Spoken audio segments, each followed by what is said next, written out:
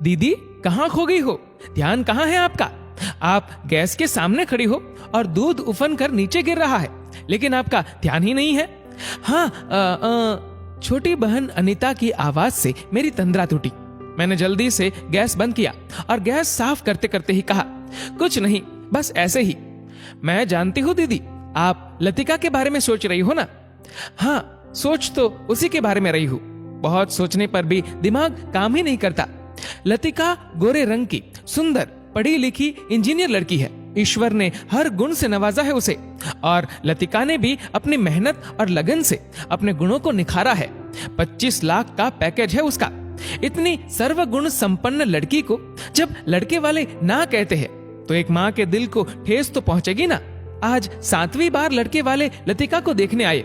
उनके चेहरे से तो लग रहा था कि उनकी हाँ ही होगी, लेकिन जब उन्होंने कहा कि घर जाकर जवाब देते हैं तो न जाने तब से क्यों मन में अजीब अजीब विचार आ रहे हैं। दीदी आइए, हम हॉल में आराम से बैठकर बातें करते हैं।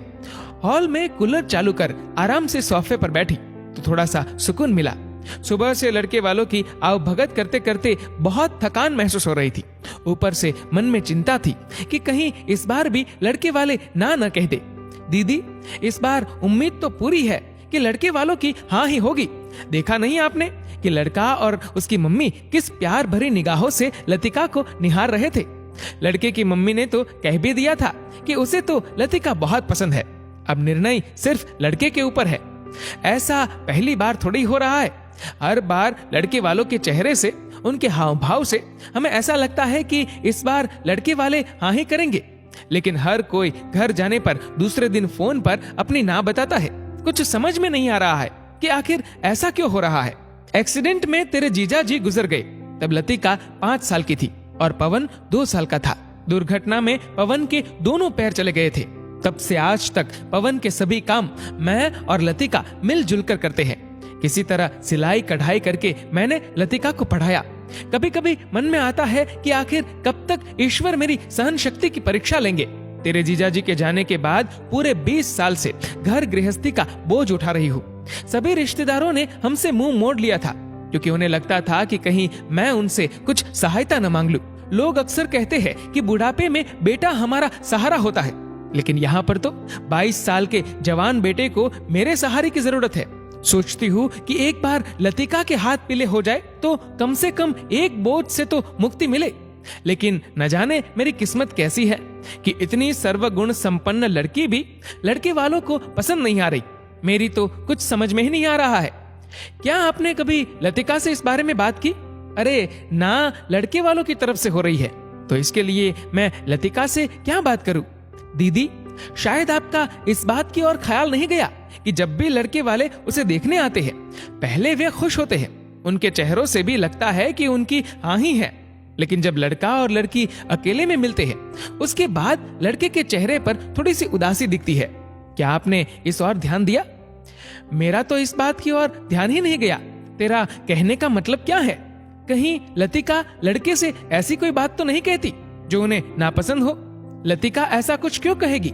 उसके साथ सलाह मशवरा करने के बाद, शादी के लिए उसकी हाँ होने के बाद, लड़के का पूरा बायोडेटा उसे बताने के बाद, लड़के के बारे में पूरी छानबीन करके ही मैं लड़के वालों को उसे देखने हेतु बुलाती हूँ। हर लड़के के लिए मैंने पहले लतिका की राय जानी है, फिर वो ऐसी बात क्यों करेगी जिससे लड़का उसे ना कहे? दीदी, फिर भी मुझे लगता है कि इस बारे में आपको एक बार लतिका से बात करनी चाहिए। इतने में लतिका नाश्ता लेकर आ गई। मम्मी और मौसी जी, लीजिए नाश्ता कीजिए। मैं एकदम से बोल पड़ी, नाश्ता बाद में करेंगे, पहले ये बता कि जब तू लड़के से अकेले में मिलती है तो उसे ऐसा क्या कह देती है कि तुझसे मिलने के बाद उसके चेहरे का रंग ही बदल जाता है? तुझे आज तक जितने भी लड़के देखने आए सभी के चेहरे से लगता है कि तू उन्हें पसंद है, लेकिन बाद में वे कहते हैं कि घर जाकर जवाब देंगे और उनका जवाब ना ही होता है। कितनी मुश्किल से अपने अरमानों का गला घोंटकर तुम दोनों को मैंने अकेली ने पाला।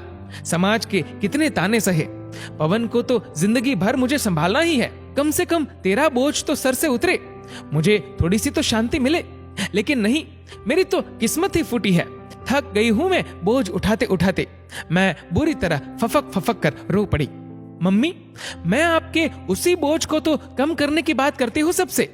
लतिका धीरे से बुदबुदाई। क्या मतलब है तेरा? मैं कुछ समझी नहीं। मम्मी, मुझे अच्छे से पता है कि आपने हम दोनों भाई बहनों के लिए क्या क्या कुर्बानियां दी। पापा गुजर गए तब आपकी उम्र सिर्फ 28 साल थी।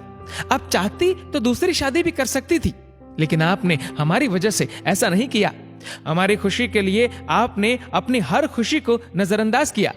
माना कि अभी आप तंदुरुस्त हैं, लेकिन आपकी भी उम्र हो रही है। धीरे धीरे आपको भी थकान आएगी। मैं ससुराल चली जाऊंगी तो पवन की देखभाल कौन करेगा? इसलिए मैं लड़के से कहती हूँ कि मैं उनके परिवार के हर सदस्य का तन मन धन से पूरा पूरा ख्याल रखूंगी। सास ससुर जी की भी दिलो जान से सेवा करूंगी। लेकिन मेरी भी एक शर्त है, जब तक मेरी मम्मी तंदुरुस्त है, उनके हाथ पैर काम कर रहे हैं, तब तक कोई बात नहीं। लेकिन जब मेरी मम्मी की तबीयत अच्छी नहीं रहेगी, तब मम्मी और पवन दोनों हमारे साथ रहेंगे। ओ माय गॉड, कितना कुछ कह डाला मैंने उसे। बोझ तक कह डाला। जो लड़की इतना दूर का सोचती है, जो अपनी मम्मी और भाई दोनों का बोझ उठाने को तैयार है, लाखों में कमा रही है, उस प्यारी सी बिटिया को मैंने बोझ कहा। अब मुझे खुद पे शर्म आने लगी। लेकिन मेरी भी क्या गलती? बचपन से यही सुनती आई हूं कि लड़कियां बोझ होती है। अतः मेरे दिमाग में भी यही बात घर कर गई कि बेटियां बोझ होती है। इसलिए अनजाने में यही शब्द इतनी होनहार बेटी के लिए मुंह से निकल गया। लेकिन बेटा, कोई भी लड़का तेरी इस अनोखी शर्त को कैसे मानेगा? किसी का भी दिल इतना बड़ा नहीं होता कि वो पत्नी के साथ साथ उसके भाई और मम्मी की जिम्मेदारी उठाने को तैयार हो। तेरी ऐसी शर्त से तो तेरी शादी ही नहीं हो पाएगी। क्यों रखी तूने लड़कों के आगे ऐसी शर्त? मुझे कुछ नहीं होगा बेटे। तुझे पता है, मैं अपने खान पान का, अपनी सेहत का बहुत ख्याल रखती हूँ। व्यायाम आदि भी बराबर करती हूँ, क्योंकि मुझे पता है कि मैं स्वस्थ रहूंगी तो ही अपने बच्चों का ख्याल रख पाऊंगी। मैं सब मैनेज कर लूंगी बेटे। तू अभी फोन करके लड़के को बोल दे कि तू अपनी शर्त वापस ले रही है। इतना कहते कहते मैं अपने आंसुओं को रोक नहीं पाई और रोने लगी। अनीता और लतिका दोनों की आंखों में भी आंसू आ गए। मम्मी, कोई ना कोई तो होगा जो मेरी भावनाओं को समझकर, मेरी शर्त को मानकर शादी के लिए हाँ कहेगा। वैसे भी शादी करना ही मेरे जीवन का अंतिम उद्देश्य नहीं है। जैसे अभी तक कमा खा रहे हैं, वैसे आगे भी जी लेंगे। बचपन से पाला है हमने पवन को, उसको ऐसे कैसे छोड़ सकते हैं? मैं सोचती ही रह गई कि आखिर दुनिया बेटियों को बोझ क्यों कहती है। आज बेटियां भी इतनी सशक्त है कि वे हर तरह का बोझ उठा सकती है। दोस्तों, इस वीडियो को लेकर आपकी क्या राय है, नीचे कमेंट करके जरूर बताएगा। और अगर आपको वीडियो अच्छा लगा हो तो इस वीडियो को लाइक करेगा, शेयर करेगा ज्यादा से ज्यादा लोगों तक। और ऐसे ही और भी इंस्पिरेशनल वीडियोस के लिए सब्सक्राइब करें हमारे यूट्यूब चैनल को और फेसबुक पर फॉलो करें हमारे पेज को। धन्यवाद।